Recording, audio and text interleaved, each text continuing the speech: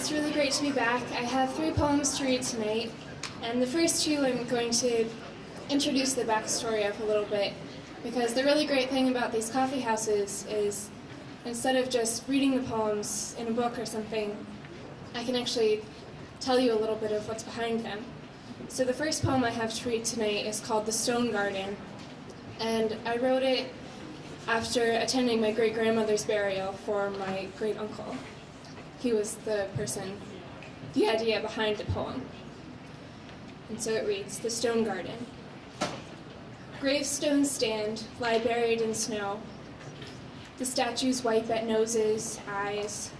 Petrified, clumsy bodies don't know when to leave, and they turn to fossils, minerals, guardmen. Letters scar the sentinels, carved in their skin. Dates and names. There's one still unfinished, living with the thought of coming back. Boxed with new guards, elegant angels made of light and punishment. Does he fear them? No.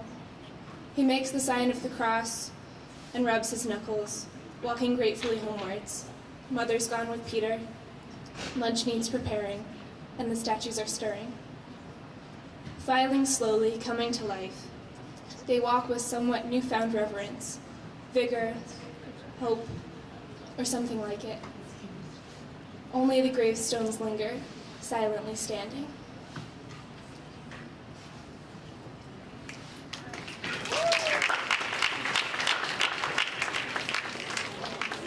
My second poem of the night is called Cello, and I want to introduce it because it's kind of an unusual name, but the reason behind the title is, at my school, I go to Wheaton College,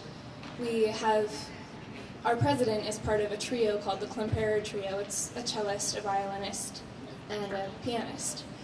So after attending one of the concerts, I was inspired to write this poem, Cello.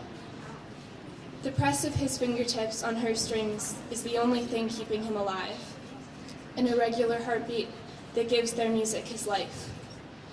He is filling her with low vibrations, long, careful bow strokes that ebb from his shoulder into the air above the crowd.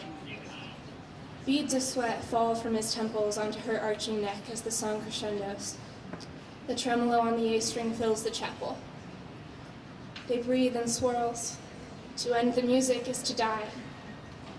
But the movement goes on softly. The sound from his fingers is lighter, less golden than before, but it makes her shine like no varnish could. She is living, stretching, swelling within him until the final touch, when he lets her go, and she sings the last note. She falls to his chest like a swan taking flight.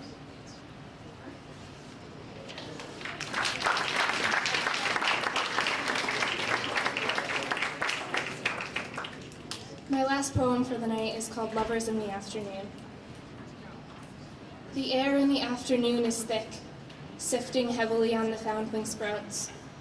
In the meadow, they hear a cricket click. The sailing sunlight panders out. Sifting heavily on the foundling sprouts, pollen settles to find a mate. The sailing sunlight panders out. The wind pulls on the threads of fate. Pollen settles to find a mate and coats the world in yellow-green. The wind pulls on the threads of fate. Their exhalations are serene. The world is coated in yellow-green. The clouds swing low nearby. Their exhalations are serene and seem to press against the sky. The clouds swing low nearby. The air in the afternoon is thick. It seems to press against the sky, and in the meadow, a cricket clicks. Thank you.